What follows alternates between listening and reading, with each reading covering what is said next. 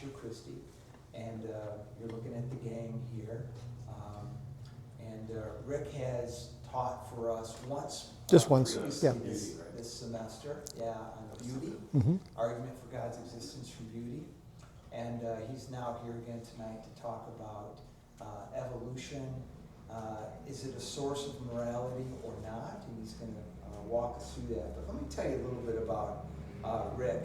We know Rick's a fighter pilot in his past, and that's kind of a cool sort of Top Gun thing that I like about Rick. And you can judge his personality by that. He also flew for many years for American. He's retired from American Airlines. Rick also, in his spare time, as he calls himself an independent historian, but he got a PhD in the history of ideas, and that's a unique PhD. It's where concepts meet culture and the ways they influence. Tonight, Chris, are you good with your setup? Very ready to go. Very impressive. So we're going to play a quick video, and then Rick will take the stage. Okay. Take it away.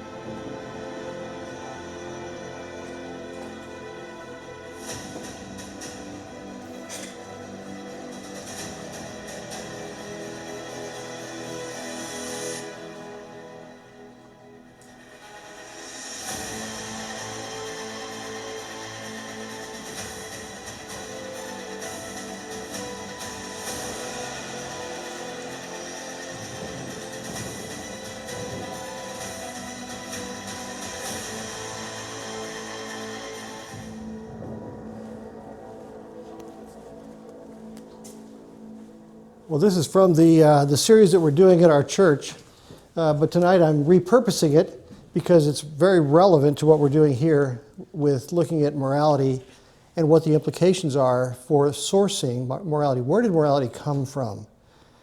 You know, we all have a sense of things that are right and wrong. Why? And we're going to ask that question tonight from several different aspects. But was it from a moral source? Was it for survival of the fittest? Was it biological? How did it get here that we have this sense of right and wrong? And so I appreciate the chance to be with you guys. And Robert, thanks for the invitation. It's been fun to be here before, and I'm looking forward to a night of some thought-provoking ideas, I hope. I do want to let you know that I am totally unqualified to be here. I am not a moralist. I'm not a theologian. I'm not a philosopher. So you have no reason to listen to me. But I did some research. And one thing that a graduate degree does teach you to do is do good research and know figure out how to vet people that you should trust and you should look to as your expertise. So tonight we're going to look to two primary sources, and I'll introduce you to them as we go along. But people that have really thought through these issues well and have helped me understand what I understand about the issue. And at the end of this night, you can tell me whether I understood enough to help you understand a little bit more about this subject. So what we have here is Socrates. And this is when Socrates was condemned for asking too many questions. Now, you've heard there's no such thing as a stupid question, except the one that's not asked. Well, he proved that too many questions can be a bad thing, right? And so he was actually condemned for undermining the morals of the younger generation. And his condemnation was to drink hemlock. And so what this picture relates to is all of the people around him being in disbelief and dismay that something wrong was happening to this man who was asking questions. And so we have this, way back to the Greeks, we have this sense of right and wrong and how to discern what should be morally acceptable. So tonight we're going to look at some topics that make sense to me, and this is kind of the way I thought about them when I was starting to think about this topic. So there are several contingent factors. There are things on which morality depends. That's what contingent has to do with. So the first one has to do with consciousness. All of you right now are thinking. I don't know what you're thinking, but you know what you're thinking. And nobody in the world can tell what you're thinking, but there's no doubt in your mind that that thought is real. Where does that consciousness come from? Can it be explained by materialism? We're going to ask that question. So consciousness has to be real if we can make choices, which leads to free will. We have to have free will in order for consciousness and any action that you take be a choice that's either right or wrong. So we need consciousness and free will. I think we're going to be able to demonstrate that we all have a sense of what's right and wrong. So we have this internal conscience. Conscience has a universal general direction. We don't agree on everything about what's right and wrong, but we all have a sense of what's right and wrong. Where did that come from? And where we tend to align as humans and agree on those things, why would we be in agreement? And then morality is a choice of a moral agent, or it's irrelevant. If you as a moral or as a human being don't have the choice to make a good or bad decision about your actions, then morality is irrelevant. But if you have choices, if you have free will, if you have consciousness, if those things are all in play, then we have morality that is relevant to us and that we need to really be thinking through. So what is morality? Well, this is a dictionary definition. It's a particular system of values and principles of conduct, especially one held by a specified person or society. I'm going to paraphrase that, and as used tonight, I'm going to say it's an obligation to behave toward other individuals in a proper way. And so we're going to flesh that out as we go along. But we're going to start with a good old friend, Mr. Charles Darwin. In Darwin's autobiography, he said some very interesting things about his own understanding of our first topic, which is consciousness. Consciousness was a challenge for Darwin, and so we're just going to read what he said about that. And we'll pick two key passages, pages 92 and 93 of his autobiography, and it starts out like this. He says, another source of conviction in the existence of God connected with reason and not with feelings impresses me as having much more weight. This follows from the extreme difficulty, or rather impossibility, of conceiving this immense and wonderful universe, including man with his capacity of looking far backwards and far into futurity, as the result of blind chance or necessity. So he was basically saying blind chance and necessity doesn't really seem to make sense to him as a source of consciousness. When thus reflecting, I feel compelled to look to a first cause, having an intelligent mind in some degree analogous to that of man, and I deserve to be called a theist. Now, does that surprise you about Darwin? That at this point he thought of himself as they ought to call him a theist? Well, he goes on. He said, this conclusion was strong in my mind about the time, as far as I can remember, when I wrote The Origin of Species. And it is since that time that it has very gradually, in many fluctuations, become weaker. But then arises the doubt. Can the mind of man, which has, as I fully believe, been developed from a mind as low as that possessed by the lowest animal, be trusted when it draws such grand conclusions? In other words, if the mind is an accident, can we trust it? That's a question that has that bothered Darwin, and it has bothered philosophers ever since, probably before that as well. But if this computer was cobbled together from a bunch of parts from a junkyard, and I used it to calculate whether my checkbook is balanced, could I trust the result? Probably not. And that's what Darwin was saying. So we'll come back to him, but let's leave him there for right now. This issue of consciousness and how it arose, could it be explained by materialistic conditions, drove a wedge between him and his co-developer, or co-discoverer, they call it, of the theory of evolution, and that's Alfred Russel Wallace. So Alfred Russel Wallace comes along. He came up with the idea about the same time as Darwin. That's an interesting story we won't go into. But Alfred Russel Wallace, a little over 10 years later, this is 1893, he writes this book that kind of summarizes his disagreement with Darwin on the issue of Can Materialism Explain Consciousness? It's called The World of Life. It's a fascinating book. I've read most of it. A manifestation of creative power, directive mind, and ultimate purpose. So he's looking outside the material world and saying there is direction and there's purpose injected into this materialistic world. And the subtitle of the book is this, there's a quote on the cover of the book: every plant, whether beech, lily, or seaweed, has its origin in a cell which does not contain the ulterior product, but which is endowed with or accompanied by a force. So he's got this outside force which provokes and directs the formation of all later developments. Here is the fact, or rather the mystery, as to the production of the several species with their special organs. So he saw direction from an outside entity into the material world to give direction. And he and Darwin parted company not on good terms. So we're going to look to our first expert. And I'm going to do these a little out of order because of the way that the experts that I've chosen group their thoughts together. So as we go along, I'll kind of tell you where we are. So we're going to go right down to this idea of humans have an internal conscience, and the conscience has a universal general direction. So for that, we're going to look at a guy named J. Warner Wallace. Now, have any of you heard of J. Warner Wallace? Okay. So cold case homicide detective, for those of you who haven't heard of him. He works on cold case homicides. He's now retired. For several years after he retired, he would do testimonies and continue working cases that he had worked as a detective. One of his claims to fame is that he's been on I think it's Dateline more times than any other detective in history, because he's come up with these ingenious ways of finding out who did these cases. Sometimes there's not even a body. They don't have a body, but he's been able to convict people based on patterns of evidence and so on. So he's looked at these issues as a materialist who eventually was drawn by the evidence to become a Christian. One of his books is called God's Crime Scene, and he has this interesting thing. It's going to sound like a tangent, but trust me, we'll get back to it. We'll get back to the morality issue. So he has this idea of inside the room or outside the room.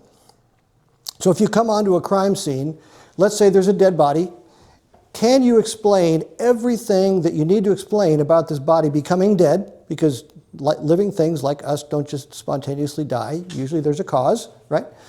And so can you explain all the causal agents by what's inside the room?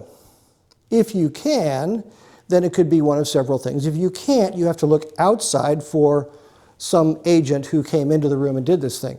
So for example, the possibilities for this guy dying are natural death, accidental death, suicide, or homicide. Now that's it. Are there any other things you can think of that might be causal general ideas that could cause a dead body? That's kind of it. Okay, so as we look at the evidence, we're going to say, okay, so I'm going to introduce a piece of evidence, and you're going to tell me which of these things can we take off the list and narrow it down to what we're looking for, okay? So first of all, he's face down. Can we take any of these four things off the list yet? Not yet, okay. Now, there's a pool of blood. Can we take anything off the list yet? Maybe natural death. Okay. Yeah. Yeah, so natural death generally doesn't occur with a pool of blood, right? It might be old age, might be, this guy doesn't look that old, so yeah, I think we can probably take natural death off the table. All right, so we're going to add to the evidence, and now we have an exit wound. So we have a pool of blood, we have an exit wound from a gunshot, looks like, probably. Can we take anything off the list yet? Could still be accidental, could be any of these things, right? Okay, now we find a gun. So the gun's in the room now, okay? So can we take anything off the list because we found the gun there? We've still got three things in play, right? Okay. All right, so now we find a suicide note. Can we take anything off the list? Well, the accidental ought to be taken off. Maybe. Or maybe he was just thinking about it but didn't really intend to. But it's becoming clearer that maybe it wasn't an accident, right? We're not 100%, but looking pretty good for not an accidental death. We'll keep it on for right now. Okay, so now we find multiple exit wounds. Okay? Now can we take anything off the list? It's getting a little clearer. We could probably take accidental death off the list. Okay. And now we have foreign footprints, i.e. the guy's got shoes on, those are barefoot, bloody footprints. Can we take anything else off the list? Suicide. Yeah, most likely. Now, it could be somebody came on the guy and walked away after finding him dead in bare feet, but it's looking much more like we have a homicide. And when you have a homicide, as Wallace would say, a homicide turns curiosity into urgency. And so now you're going in a specific direction.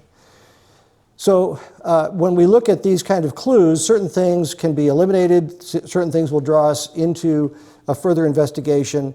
And so we want to look at those things, foreign footprints, fingerprints that don't belong to the victim, maybe a gun that was registered to somebody else, et cetera. So we're looking outside the room now for somebody to explain those kind of situations. And so we really are using the evidence to go through these and determine which one makes sense. We can do the same thing with other topics. And so Wallace's book talks about the issue of morality in some degree, in some detail. And so he looks at inside the box, inside of the room, inside the box or outside the box. In this case, the box is the universe. Okay? So the question is, what can we deduce looking inside the universe versus outside? And so he lists 8 different things. We won't do all of them tonight. Beginning of the universe, fine-tuning of the universe, origin of life, the appearance of design in biology, the existence of consciousness, the existence of free will, transcendent moral truths, and the presence of evil. Now, again, some of these are not really related to our search for morality. So we can kind of look inside the box, we can look outside the box, but we don't really care about several of them for tonight. So all those on the right side we're not going to talk about. And the presence of evil and injustice might be related to morality, but we're going to put that one aside too and kind of limit ourselves to these 3 remaining issues, and that is consciousness, free will, and transcendent moral truths, which is where we started. So that's what we're going to focus on, and we're going to say, can it be explained from what's inside the universe or not? And so we'll start with, think about this. We have issues of, 3 things, stealing, lying, or killing. And the question is there ever a time when it's okay to do those things? And Wallace would say, what about if it's to protect one's own life or to protect the life of an innocent? In those situations, would it be justified to steal, lie, or kill? Given the right circumstances, yes, could be justified. What about here? If we add this term, for the fun of it, can you think of a situation where stealing, lying, or killing for the fun of it is going to be morally justified? Probably not. Okay. All right. So we're going to let J. Warner Wallace talk about that issue, and then we'll kind of summarize. And again, I'm calling on my expert witnesses at this point to help bolster the idea. We're going to talk about the moral evidence. The moral evidence. I can tell you, I spent a couple of years working gangs in South Central Los Angeles area, and I met a lot of interesting people doing that. And one of these interesting people was a gangster who ended up torturing a fellow gangster because that fellow, not his gang, a different clique, so it was another gangster across town, that he ended up torturing because that gangster had kind of said some suggestive things to his sister. He took offense to that. Well, when we finally took him to custody and we talked about this with him, he didn't see anything wrong with what he had done. As a matter of fact, he suggested this was really the law of the streets, that if he had done that to his sister, he would have expected that guy to come and do that to him. For this guy named Jesse, he really felt like this was part of a moral code that was entirely appropriate. He accepted this as proper, virtuous behavior given the law of the street that he actually lived. Now, I will tell you that even in his situation, there were some people who reigned over his moral law. So, for example, he would never do anything to break the law of his clique, his gangsters, his fellow gangsters. They had a moral code, and Jesse knew that he had to bend his knee to that moral code. And even though they might have been gangsters living in our city, they also knew they would get a ticket if they parked someplace on the city they shouldn't park. So even that gangsters, they would say, hey, in that gang, they would not break the city municipal codes because they didn't want to have their cars towed. So there's still an overarching authority even over the gang, and the gang is overarching over Jesse. And in the city of Los Angeles, I mean, we have to kind of bend our knee to several laws and restrictions that are offered by the state of California. So there's an overarching hierarchy of law from the state of California that's over the city of Los Angeles, which is over the gangster group that Jesse was a part of. And you can see how you could extend this out. And see, there's a hierarchy of law. There's national laws that govern all the states.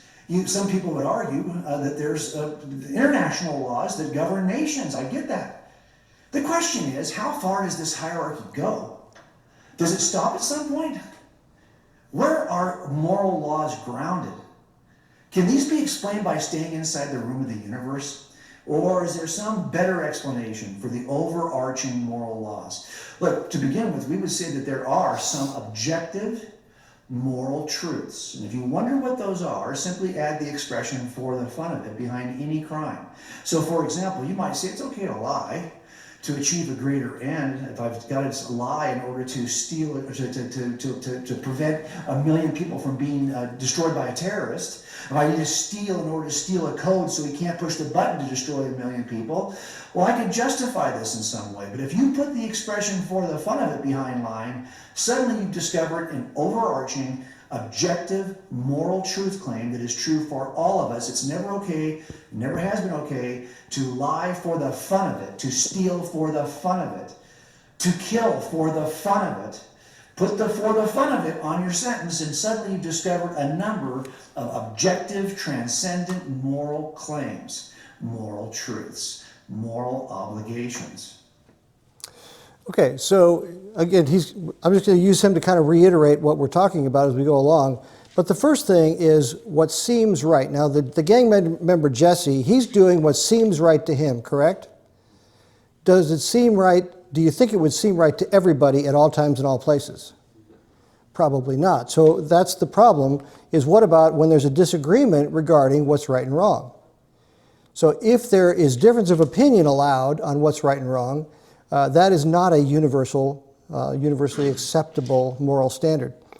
Well, there's another way to look at what's right and wrong, and maybe it's what's determined by the government. We have laws. They pass laws. That's all they do, unfortunately, is pass laws. But is that a good way to determine what's right and wrong? Why? You can pass bad law. I'm sorry? You can pass bad law. You can pass bad laws. And of course, we always have the ultimate example of were the Nazis right to pass the laws that they did, and why or why not? That's a discussion question we won't take time to discuss right now. I think it's fairly intuitively obvious to an intelligent audience. What about, could it be the product of biology? What's wrong with that? The question is, can material forces generate what philosophers would say is generate an ought?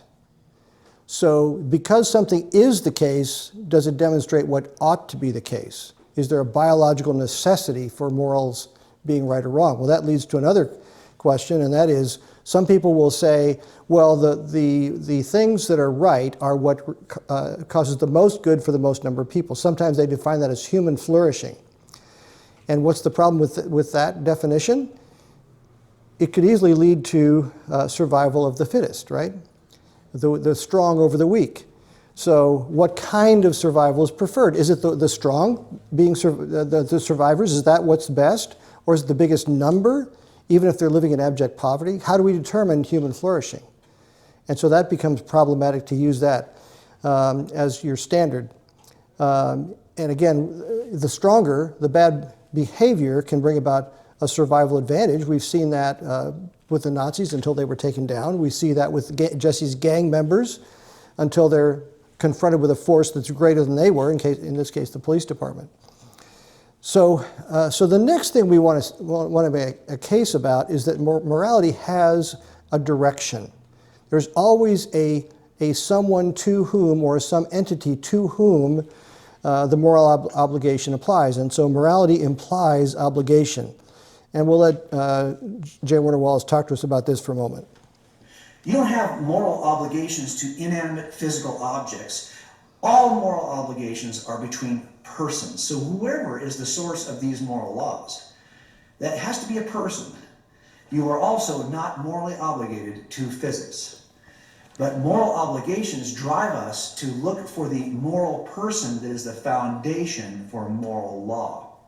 If we can't stay inside the room to describe the source for morality from persons or from groups of persons, There does seem to be one other option that some people have gravitated toward, and that is it perhaps a product of our biology? Is it perhaps, as Sam Harris would say, writing about this, the neuroscientist and philosopher who's also an atheist, that this is simply a matter of our biology, our common, overarching human desire to flourish? Well, okay, so is human flourishing, human well-being, the overarching source of moral law? Okay, what do you mean by flourishing? Do you mean survival? Because clearly, I've seen people behave very, very poorly in history as groups or as individuals, and it has actually aided in their survival. You can behave atrociously and improve your survival chances. But I think most people will say, well, yeah, but that's not human flourishing. There's a certain kind of survival that we would say is well, is good, is virtuous, is aids well-being. It aids your flourishing. But there's the problem. If you're going to say there's a certain kind of survival, you have to start with a moral notion that you haven't earned yet. You have to start, because remember, if all moral notions are simply aiding your survival mode of flourishing, a certain kind of survival, well, now you're stealing a moral idea that precedes your idea of flourishing. So it's kind of cheap, if you think about it, to say that it's human flourishing that drives our moral behavior, because you've got an idea in your mind about what that is. And your idea is full of moral content, but if moral content comes from flourishing, it can't precede flourishing to describe it. Do you see the problem?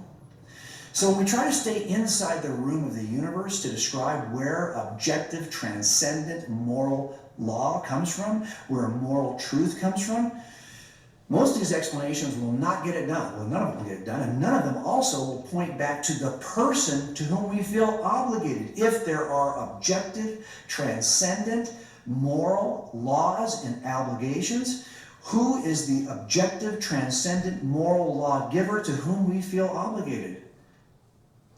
Okay, so we're going to flesh that out a little bit more toward the end of the talk, but for right now, I want to move on to this idea of obligation to who and not what, and ask the question, what is the logical entity to whom we are morally obligated?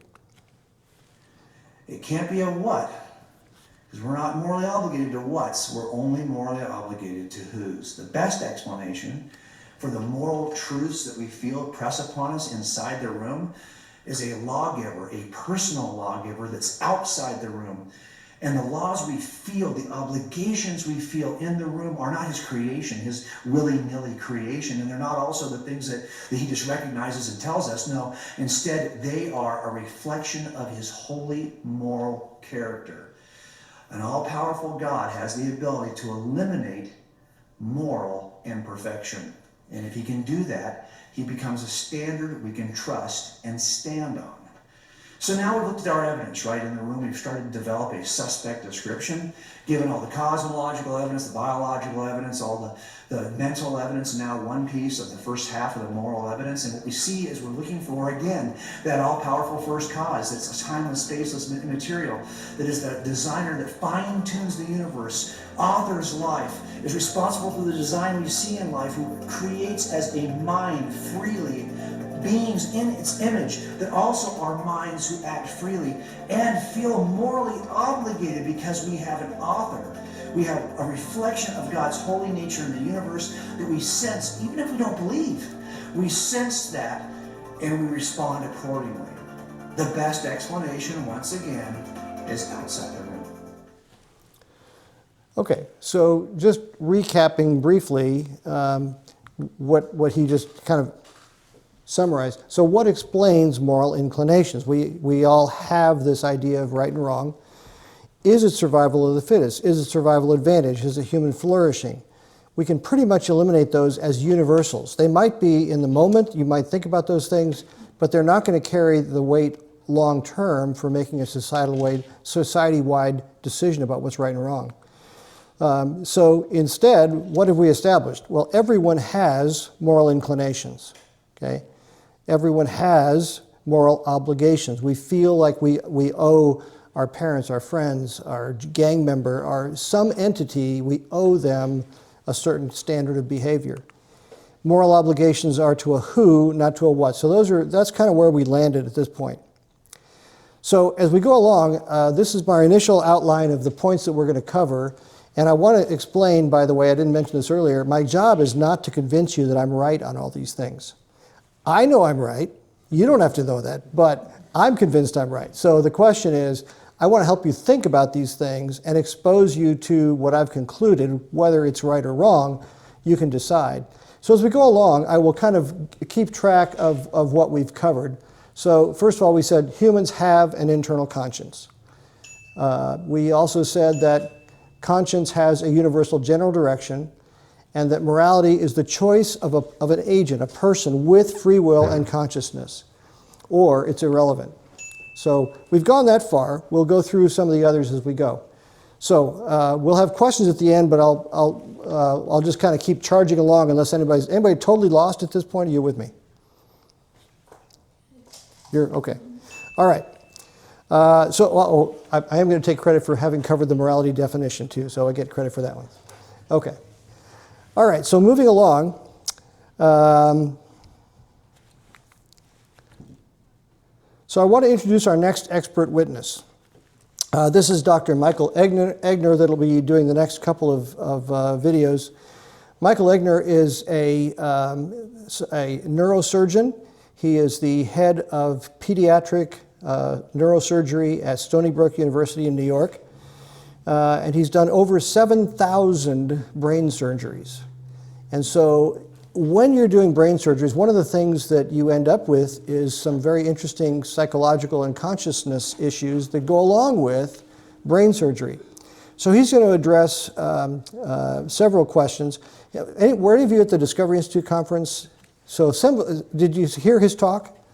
So yeah, so this will be familiar to you. It'll be a review for some of you. For the rest of you, it'll be pretty amazing stuff. Some of the questions he's going to address include, is the brain the organ of the mind?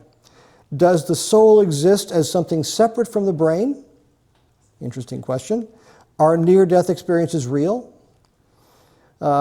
Is the mind a kind of computational machine? He talks about that. We won't get into that too much.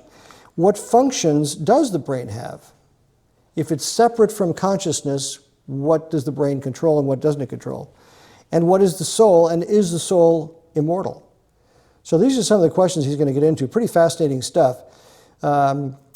He was named one of New York's best doctors by New York Magazine in 2005. He's quite a guy, very personable, and he's going to help us think through these issues. We'll start with this first question, is the brain the organ of the mind? And so that's where he's going to start with this first segment. Some of the most interesting work along this line has been done by Roger Sperry and his colleagues. Sperry won the Nobel Prize for this work. Back in the mid-20th century, an operation was developed for people who would have a seizure in one hemisphere of the brain that would spread to the other hemisphere. And these were catastrophic seizures that were very difficult to control. So what Sperry, an operation that was developed, not by Sperry, but by others, was to cut the brain in half, essentially, so that if a seizure started in one half of the brain, it couldn't spread to the other half, and that made the seizures much easier to control and much milder. It was called a corpus callosotomy, and we still do that surgery today. So the hemispheres of the brain are functionally disconnected. And Sperry, who was a neuroscientist, realized that you could study what each hemisphere does because they're disconnected. So he did a lot of wonderful work. The left hemisphere controls speech, the right hemisphere controls spatial orientation, and he got the Nobel Prize for that. But one thing that he noticed, and I've noticed too, is that people who've had their brains cut in half are pretty normal people. As you meet these people, the brains are cut in half, and they're walking and talking, they feel normal. They have less seizures than they used to have. It would be the same thing as if someone just took a chainsaw and cut the laptop in half, and it still worked just fine. Like, there's something odd about this. The follow-up research on that is something that still gives me chills. And I learned about this decades ago, and I think it's among the most fascinating results in cognitive neuroscience. Justine Surjik was a researcher at McGill in Montreal, worked about 20 years after Sperry. And she studied people with split brain surgery. And what she did was she found a way to present pictures of things, like pictures of arrows, to each hemisphere separately at the same time. So she put arrows up that the right hemisphere would see one arrow, the left hemisphere would see the other arrow, but no part of the brain saw both arrows. One half saw one arrow, the other half saw the other arrow. And she asked the people, are the arrows pointing in the same direction or not? And they always got it right. But how could they compare arrows when no part of the brain saw both arrows? So she concluded that there was something in the mind that wasn't in the brain. Yair Pinto has furthered that research in which he tells stories to split brain patients, where the first half of the story is presented to one hemisphere. The second half of the story is presented to the other hemisphere. But you don't understand the story unless you see both. A good example would be if the left hemisphere can see a baseball, and the right hemisphere can see a broken window. So Pinto would ask the patient, what happened? And the patients always answered, the baseball broke the window. But no part of the brain saw both the baseball and the window. So there's something in the mind that's not in the brain. So for those of you with your brains intact, does that blow your mind? So I meant to ask him later, but I didn't think of it in time. But I think what they did was they would show like an image in one eye, but block the other, and then show the image, maybe simultaneously with the arrows. But only one eye would see one, and the other eye would see the other. And of course, the vision we know now, right vision is controlled. I think I'm not a neuroscientist. I'm not a lot of things. This is one of them. But I think one side controls one eye vision-wise, and the other side controls the other. And so if you're presenting these two things and they're somehow connected, but they're not connected in the brain, the mind is someplace else. That does blow my mind. And the same thing with the pictures where you can tell the story. So it does control seizures, but it shows that the mind is something greater than the physical connection.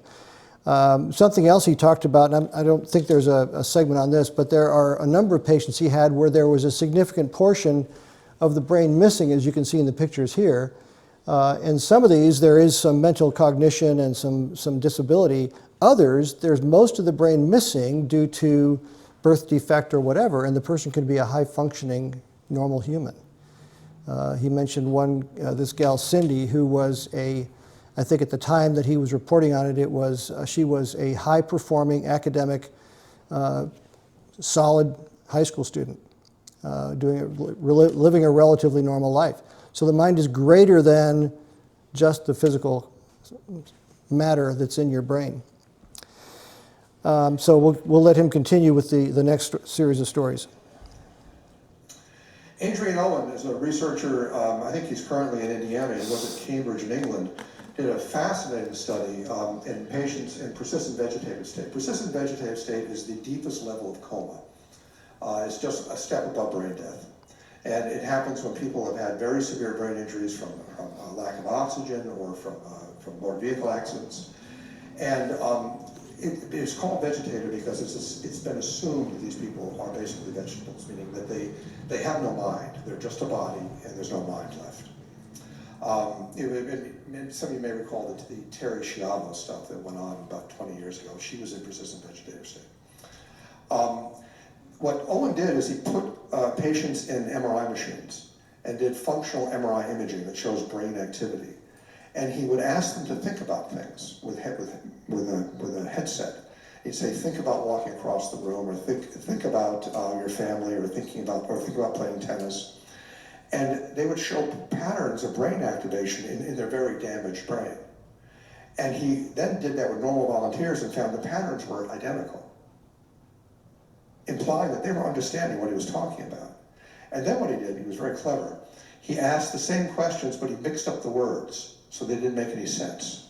Instead of think about walking across the room, he'd say room across walking about think.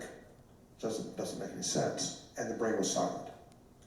So these people were understanding the questions he was asking, even though their brains were practically destroyed. And he actually found, he and other people have replicated his work, that about 40% of people in persistent vegetative state show clear evidence of being able to communicate. There are people who can do mathematics in persistent vegetative state. You ask them, what's 9 plus 6? You count.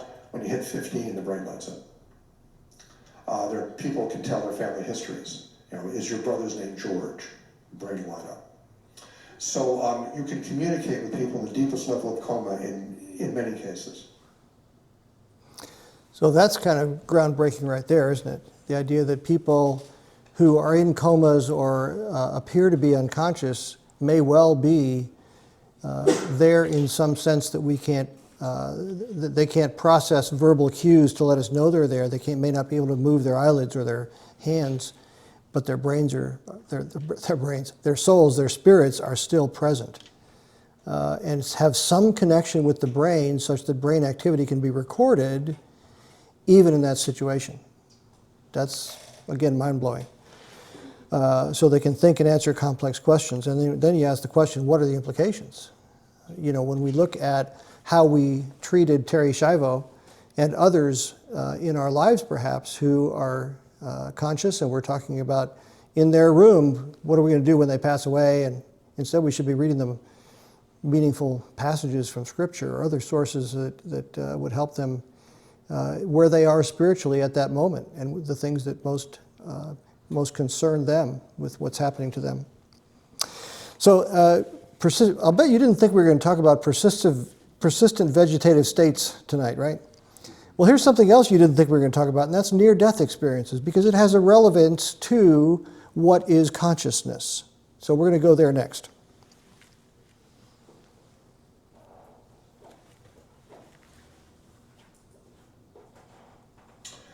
Near-death experiences are sort of the paradigmatic example of a separation between the soul or the mind and the brain. And while some near-death experiences may be not genuine, they may be hallucinations or whatever, there's no doubt that there is a real core of real experiences. There are probably about 20% of near-death experiences are veridical, meaning they can be checked. The person knows things that occurred when they were dead, things that went on inside the room, etc. The probably most famous near-death experience was Pam Reynolds, who was an aneurysm patient, operated on in 1991. And in order to safely operate on the aneurysm, her surgeon had to stop her heart after cooling her body down to about 50 degrees Fahrenheit.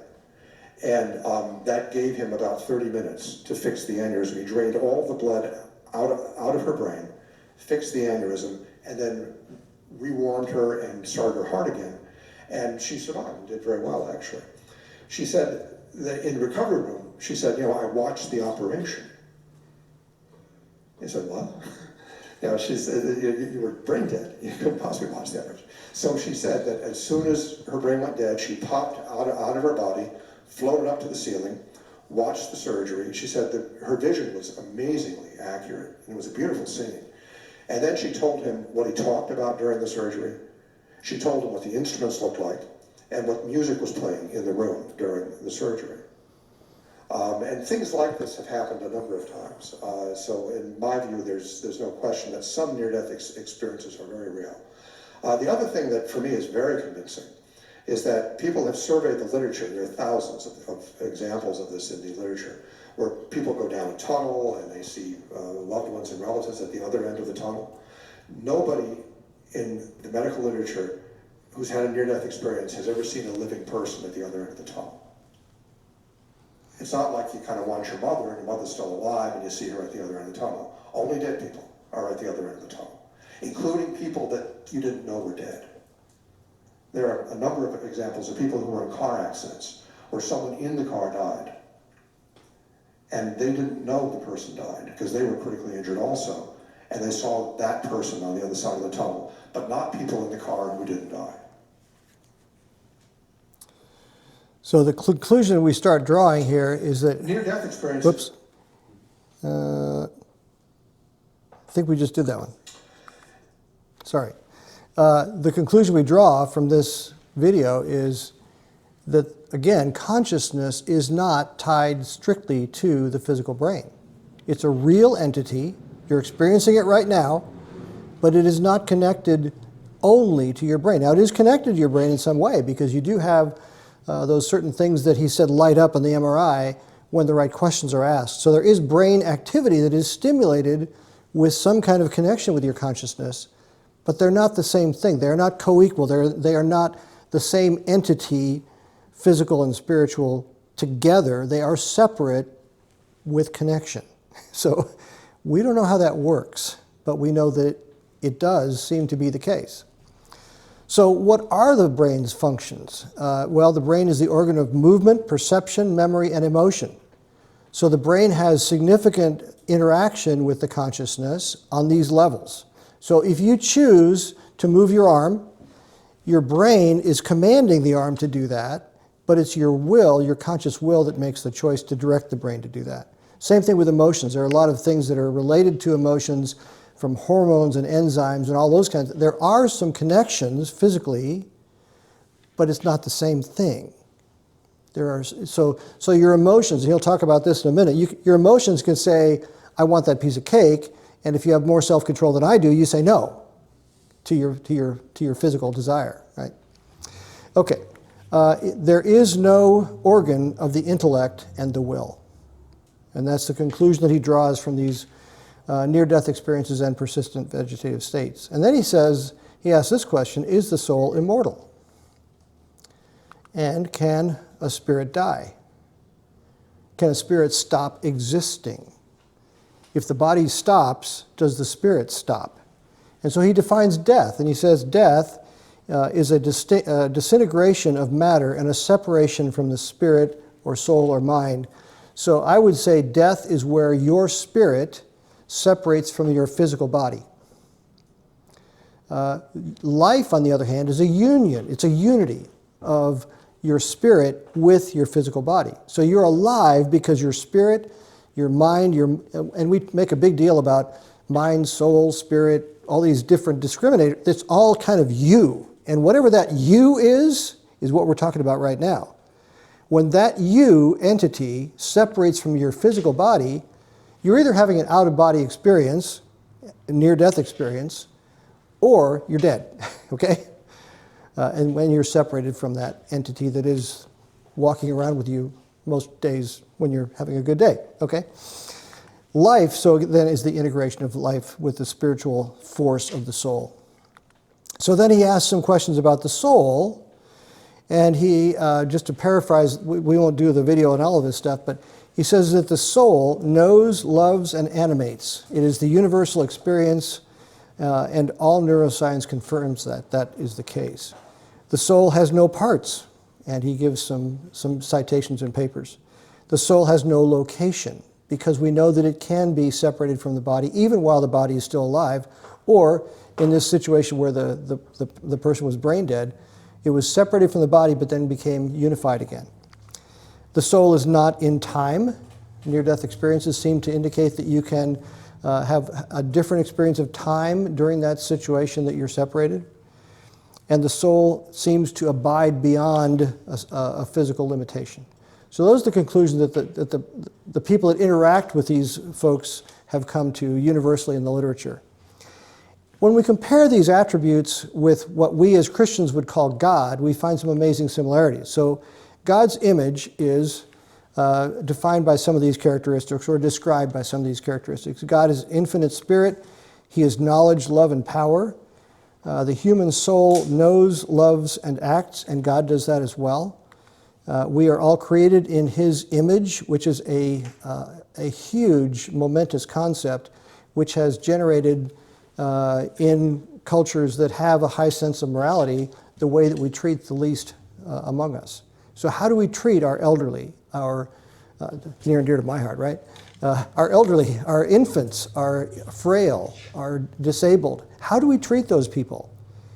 If we're made in God's image, and all of us are made if we are made in that image, that all of those people who some have characterized as less and have said they are the other, whether it is because of physical attributes or race or religion or anything else, those people that we consider less than us are made in God's image and are every bit as valuable to God as we are. who value ourselves so highly. So where are we? What have we covered? What can we check off the list, right? The next thing I think we can check off the list is that consciousness is not explained by materialism. So we've covered that whether you agree with it or not. And then let's talk about free will. That'd be the next thing we need to talk about is how do we know anything about free will? Is there such a thing as a free choice, or are we deterministic? Are we just a series of dominoes that are going to tip over at the right provocation? And so he's going to address this next. Walter Penfield also studied free will, and he did a very interesting study. During these awake brain operations, he would stimulate the surface of the patient's brain, and if you stimulate the right place, you can make them do things, like make them raise their arm. He would ask them during the surgery to occasionally raise their arm themselves without him stimulating them.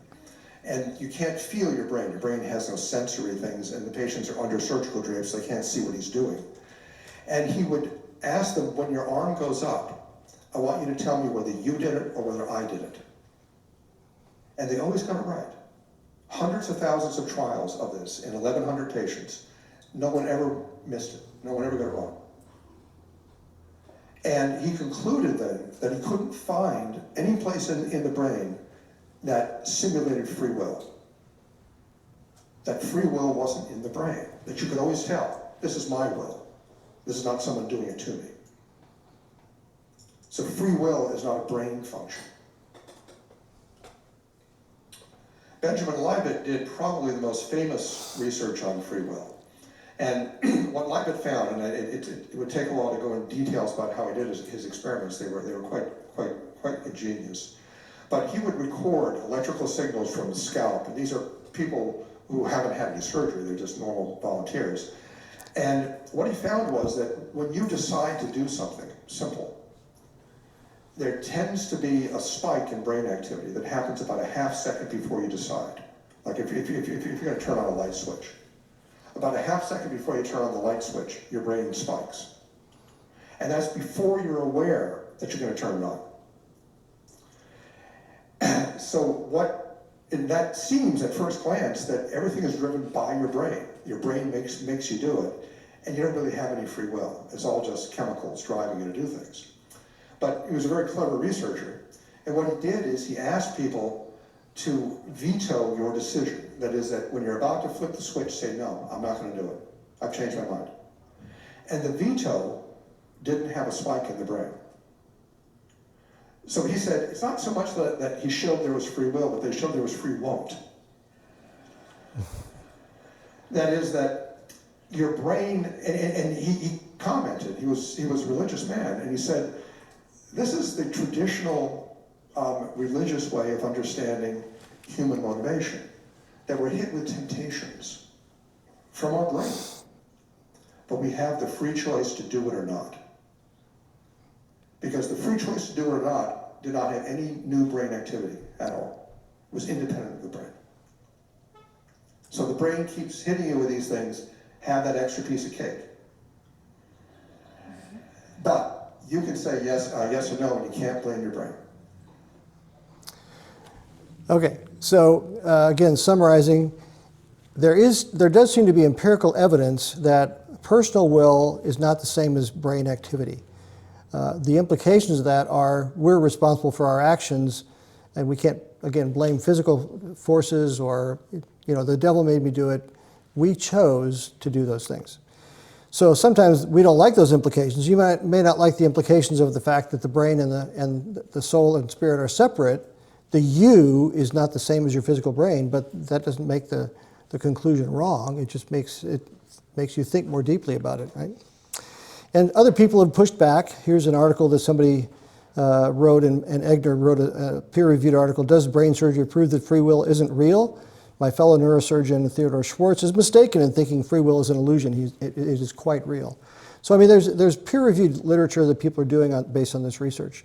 So if free will does not exist, then you can't choose to debate it with us today. You can't ask any questions if free will doesn't exist. And if free will doesn't exist, you wouldn't know it. So if you make an argument that free will doesn't exist, you're basically refuting your own argument. So what does Scripture say about free will? Is there such a thing in a theological sense? We're not going to read all these verses, but I just have a kind of a cross-section of Scripture references that show that God does give us things to choose about. And I'll highlight one verse on this the one at the top here, and it says, "This day I call heaven and earth as witnesses against you that I have set before you life and death, blessings and curses. Now choose life, so that your children, you and your children may live." And in 2 Kings 18:32, same thing, choose life and not death. So what is it that we're choosing if we choose life? We'll get there in a moment. But the point here is that free will does exist, I'm convinced at least, and that it's really genuine. So we do have choices about our free will. So summarizing what Wallace talked about earlier, we won't go into detail, but you can look at each of these things that he talked about.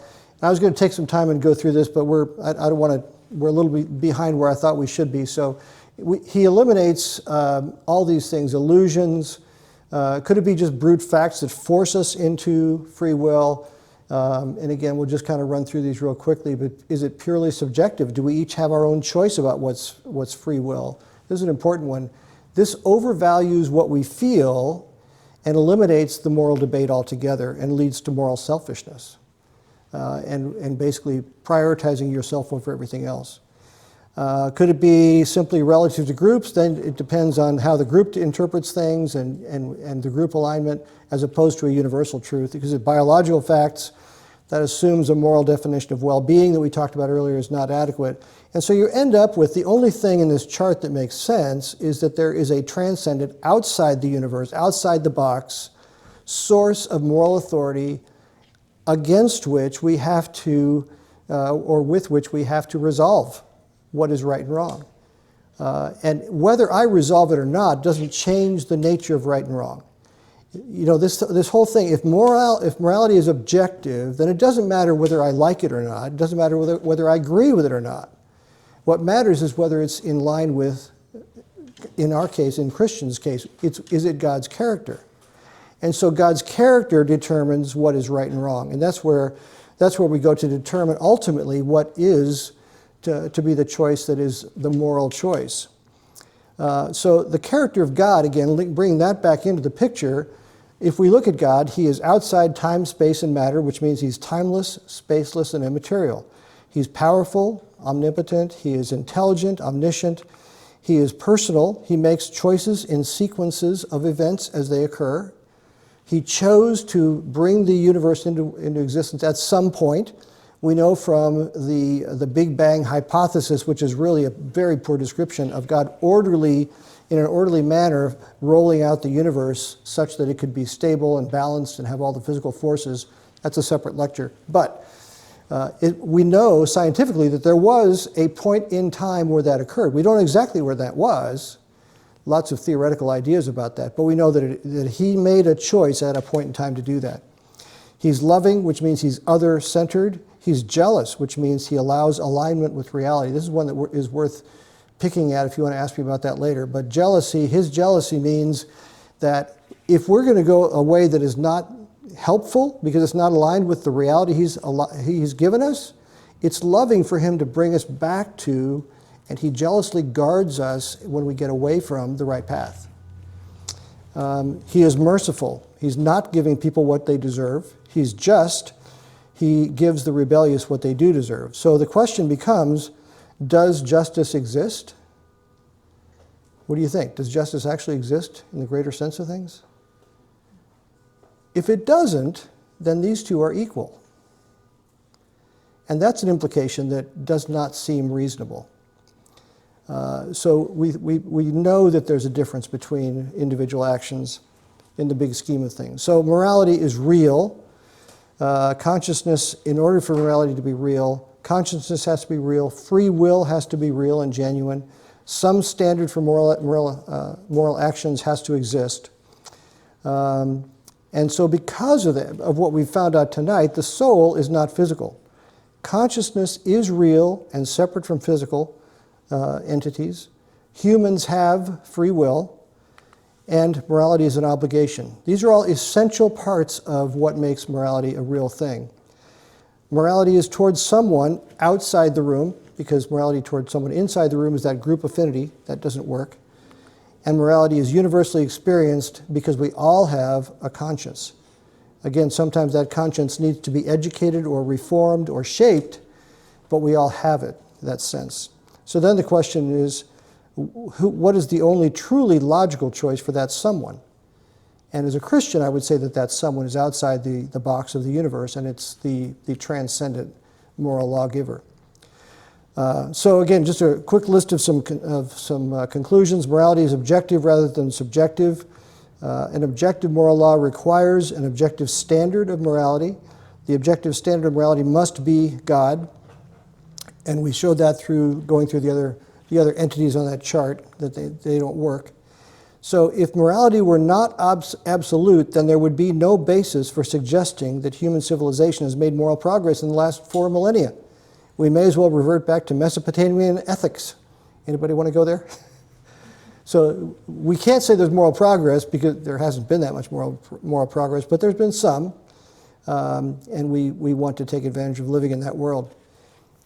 So basically, we've covered all these issues, and we're next going to go to contingent factors of concluding these things. And so let me.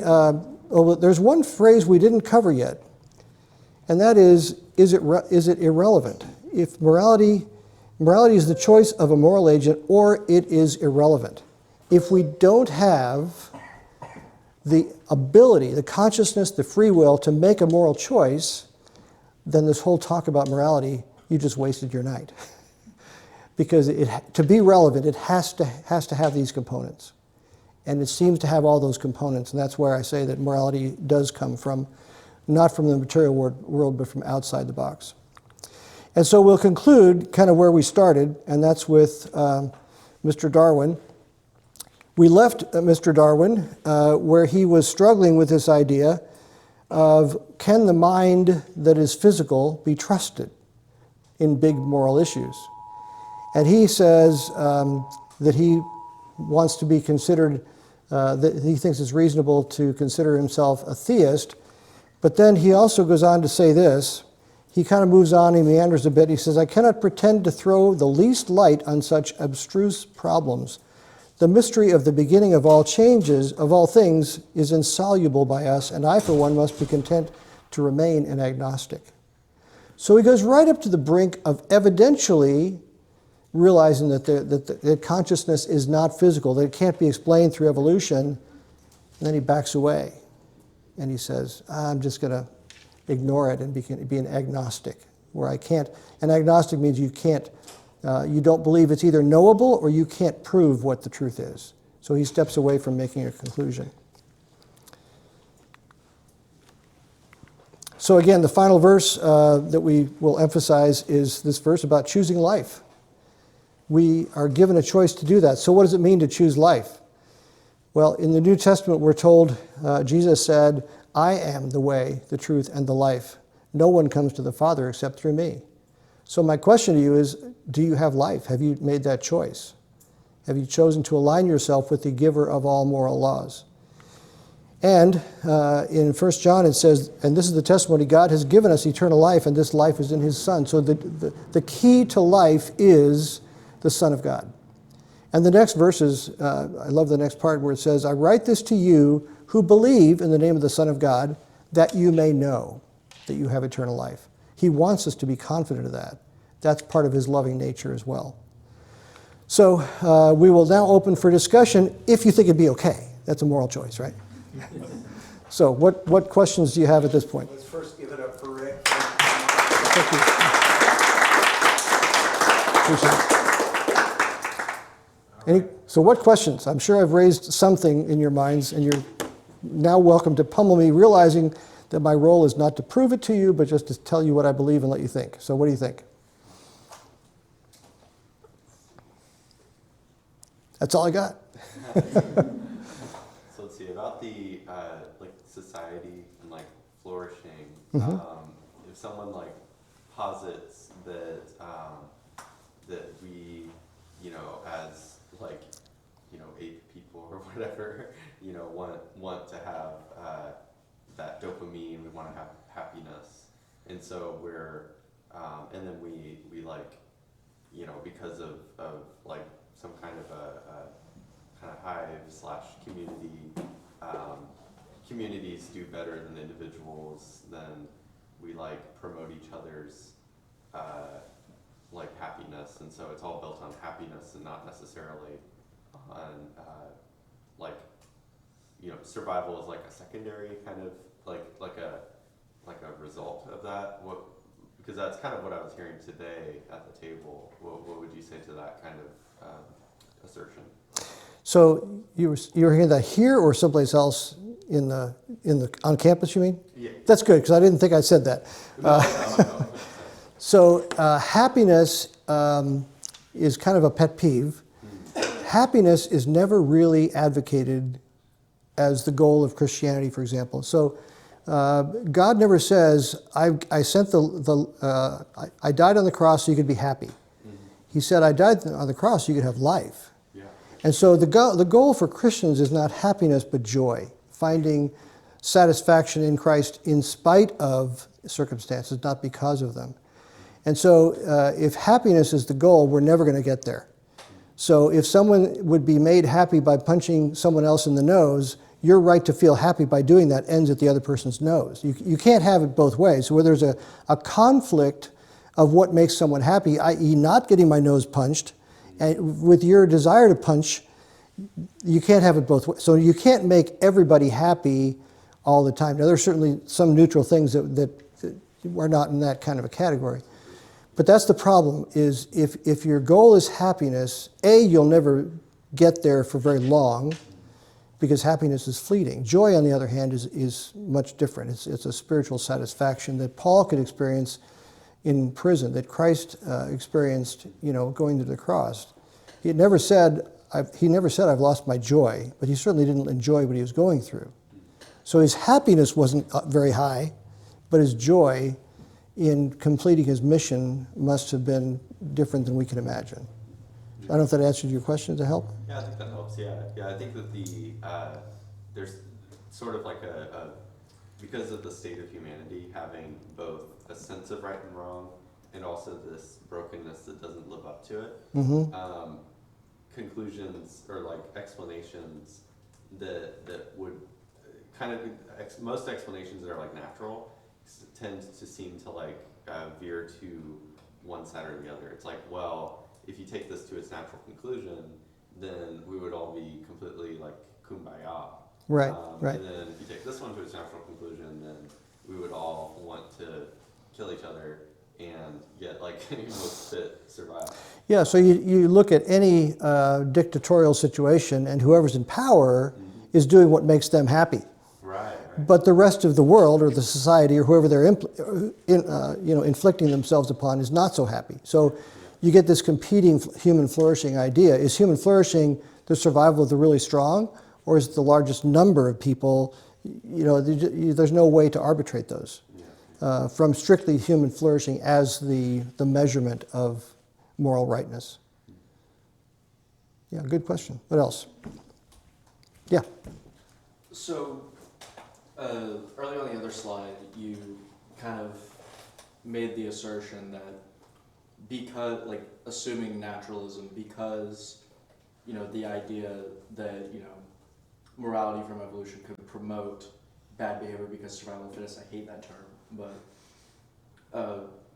because it could promote bad behavior, therefore it can't be the source of morality. I don't see how that follows. No, and I agree with you to an extent. Well, go ahead. I'm sorry. So all moral systems that we have are all based on in-group survival. Well, in-group. I hate to use the term flourishing, but for lack of a better term, in-group flourishing, and says either nothing or at the expense of the out-group of people. And you can see this even in the Bible, because when Moses leads everyone to the promised land, there's people there, and God commands them to ethnically cleanse the region, and that's, because it comes from God, that's seen as moral, even though, it's for the flourishing of the Israelites, but it comes at the expense of the people that were already living there. Yeah, so that's a good example too. And in those situations, the people that were being displaced had been warned by God multiple times about practices that were ungodly. They were worshiping other gods, which again is not aligned with the true reality of the universe, which is God as the creator. That was the point that God was willing to push the Israelites to help him in that regard. They were doing things like child sacrifice, sacrificing infants in the fires of Moloch, all kinds of atrocities. And so where you see the Israelites wiping out an entire people group, that's what was happening in the backstory. So do two wrongs make a right?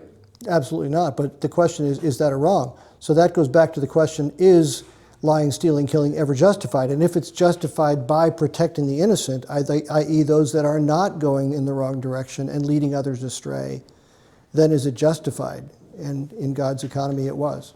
And those are hard passages. I don't. Well, they didn't say the innocent. God commanded them to kill everything that lived. And who was except for the virgin girls, they could save those for themselves.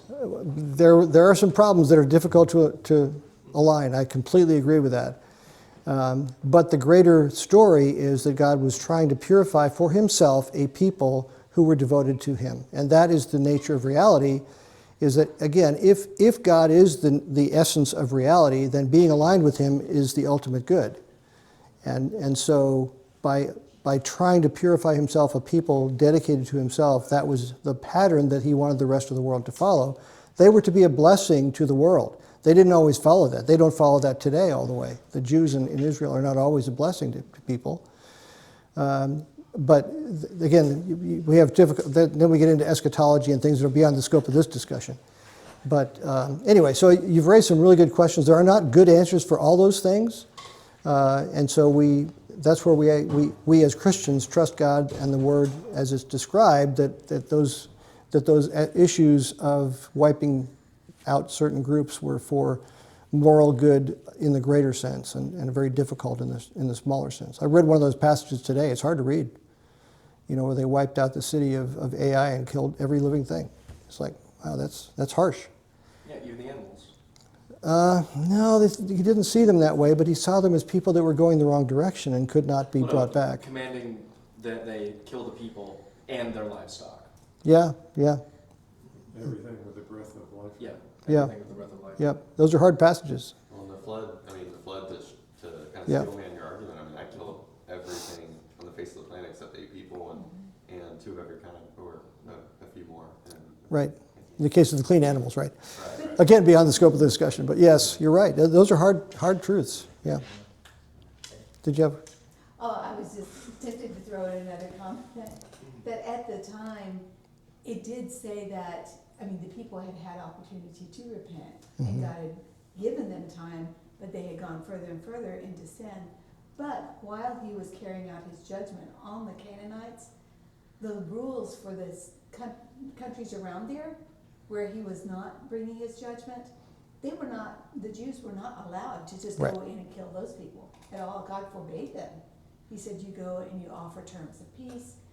And so it was a very specific group of people, as, Right. like you said. And Yeah, there's- not, the humans didn't have the right to kill them. Yeah, It was right. divine judgment. Only the ones that God said. There's a book by Paul Copan called "Is God a Moral Monster?" I'd recommend that for your consideration. That explains these in better detail than I can do off the top of my, I'll spur of the moment, if you will. But there are good answers for those things. That's not my field of expertise. There's a lot of things I'm not an expert in. That's another one. But I think that book would be helpful on that subject for anybody who struggles with this issue of why did God do that in the Old Testament? Those are tough questions, and they're worth considering. Yeah, I have more to add on the sort of in-group, at-group topic, but I'll let other people get a chance Okay. to talk first. Thanks. Yeah. I just want to ask about Penfield's experiment and, I guess the conclusion of it. So, to my understanding, it seems like a conclusion for that could be that sometimes we can do things that may not be what we want to do. Like, for example, how he was able to like stimulate the brain to do certain things that the person didn't will for them to do. So how would you, I guess, reconcile that with free will? Like, This is the one where they were stimulated in the brain to move their arm, or they had to choose, and he would always ask, for review, he would always ask the test question, did you do that, or did you command that, or did I command that? And they always knew whether they had done it or not. And so your question is, how does that align with free will? yeah, I guess, how does it align with free will? And then, yeah, doesn't that mean that we can do things that are not what we want to do? Yeah, so I think it says that there is a connection between the soul, spirit, the entity that is you, and the physical brain. You can interact with that physical brain, and I can make my arm do something when I choose to do it. But there also are times when I can override my inclination to do something, and that's where the moral won't comes in. So I might feel like I wanted to do something that was sinful and choose not to do it, even though I have a sinful desire to do it. And that's where free will comes in, and we can override our choices that seem attractive at the time, but they're a bad idea. Does that help? So there is an interaction, but we still have the override authority on physical and moral choices. And I think that as far as like the kind of like freaky electrical, Yeah.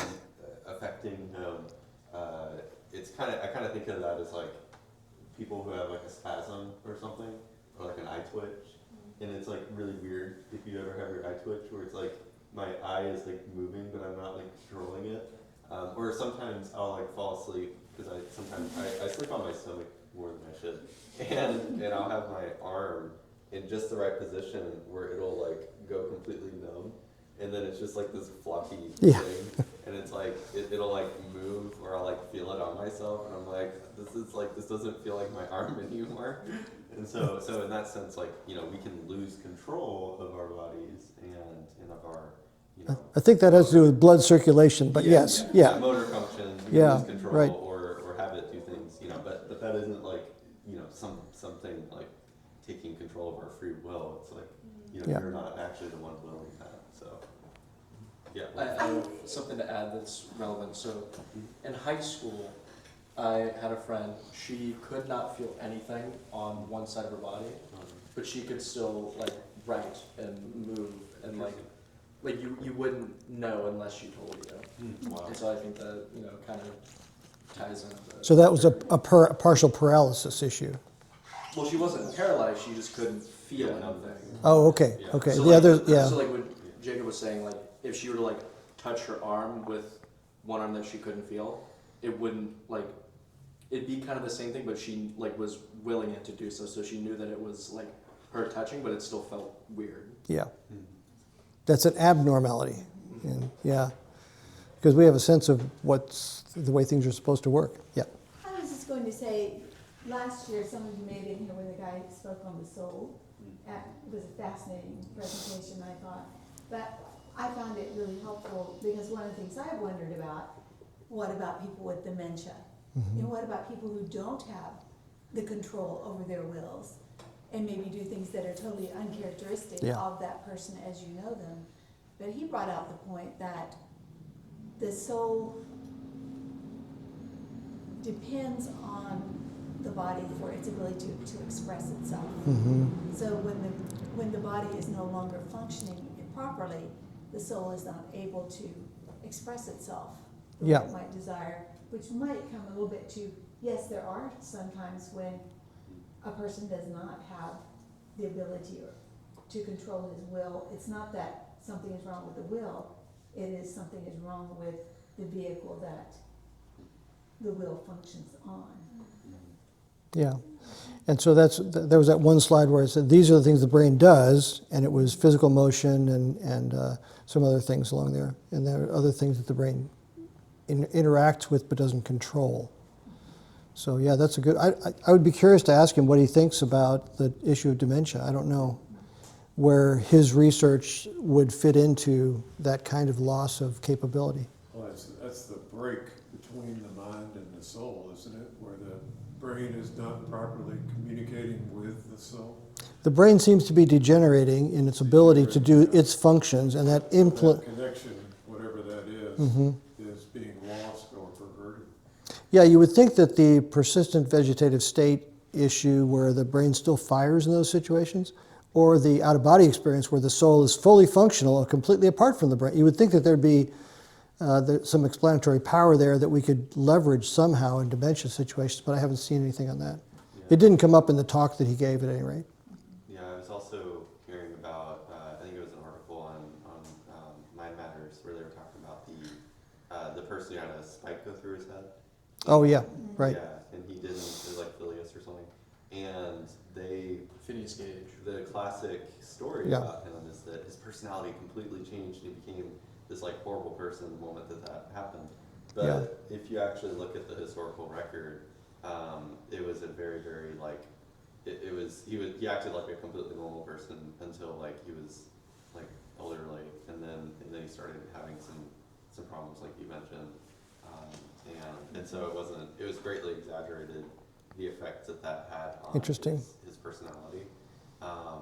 So you're saying it could have been related to a dementia onset as well, or something Right, like or that? something else, and Yeah. and I think that it is just interesting, some of the personality and like how our I wonder if too like the way that you mentioned like free don't or free won't, and how you can veto something, and sometimes I think that your soul, and when you reinforce, whatever you're doing in your soul, it can actually kind of affect that. And if your brain is constantly, like suggesting things, that can also maybe affect that. So it's just interesting, the interplay there. But I do think that, and that's something that Eric was saying, was that your soul is only going to, or you're gonna like for instance with alcohol, it'll kind of squeeze out things that are already there, not necessarily creating new. Yeah, they talk about doing a habit a certain number of times to create new neural pathways. Yeah. And that's way beyond my scope of anything, but yeah. Final question, anybody? All right, sounds good. Maybe.